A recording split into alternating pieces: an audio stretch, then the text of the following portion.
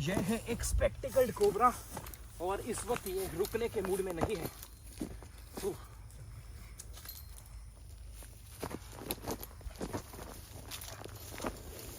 Spectacled cobra जहरीला सांप होता है और इसके बारे में हमारे देश में बहुत सारी मान्यताएं हैं और बहुत सारी ऐसी बातें हैं जो कि सही नहीं है। उनमें से एक बात यह है कि इस सांप के पास मनी होता है, लेकिन ये सच नहीं होता। किसी भी सांप के पास किसी तरह का कोई भी मनी नहीं होता। और दूसरी बात कि अगर आप एक सांप को मारेंगे तो दूसरा जो है इसका साथी इसके आंखों में तस्वीर देखकर आपका बदला लेने के लिए आ जाएगा। ये भी एक गलत धारणा है। इस सांप के बारे में बहुत सारी जानकारियाँ मैं एपिसोड्स में दे चुका हूँ, लेकिन एक ऐसी रोचक जानकारी है जो कि मुझे लगता है कि देना मुनासिब है इस वक्त। और वो जानकारी ये है कि कैसे पता करेंगे आप कि ये एक नर है या फिर मादा, क्योंकि जब रेस्क्यू होते हैं लोग अक्सर इस सवाल में या फिर दुविधा में होते हैं कि अगर वो एक मादा है तो उनके परिवेश में या फिर उनके अहाते में उसने अंडे दिए होंगे।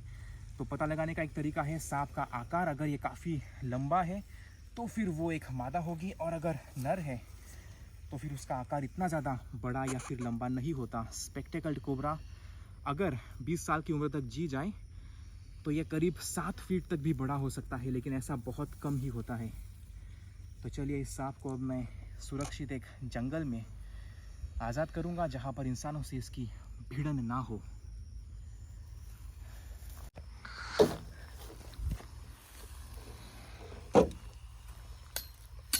इस सांप की नज़र काफ़ी कमज़ोर होती है, इसीलिए सिर्फ हिलती डुलती चीज़ों के ऊपर ही अपना ध्यान केंद्रित करता है। और अगर आप हिलेंगे नहीं तो ये आपके बगल से गुजर जाएगा।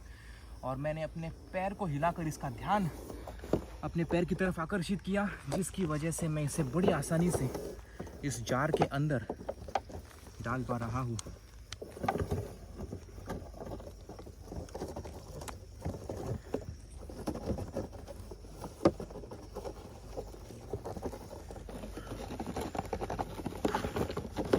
हर सांप का या हर जीव का अपना एक इलाका होता है, इसीलिए हमेशा किसी भी सांप को अगर रेस्क्यू किया जाए तो मैं कोशिश करता हूँ उसे उसके इलाके के सबसे ज़्यादा करीब रिलीज़ करने की।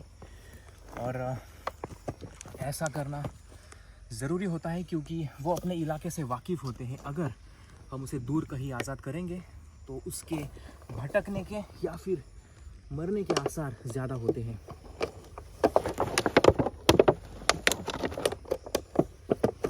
ये है स्पेक्टिकल्ड कोबरा जैसे जहरीले सांप को रेस्क्यू करने का एक आसान और सही तरीका। इस सांप ने मेरे पसीने छुड़ा दिए, लेकिन अच्छी बात है कि यह भी सुरक्षित है और मैं भी।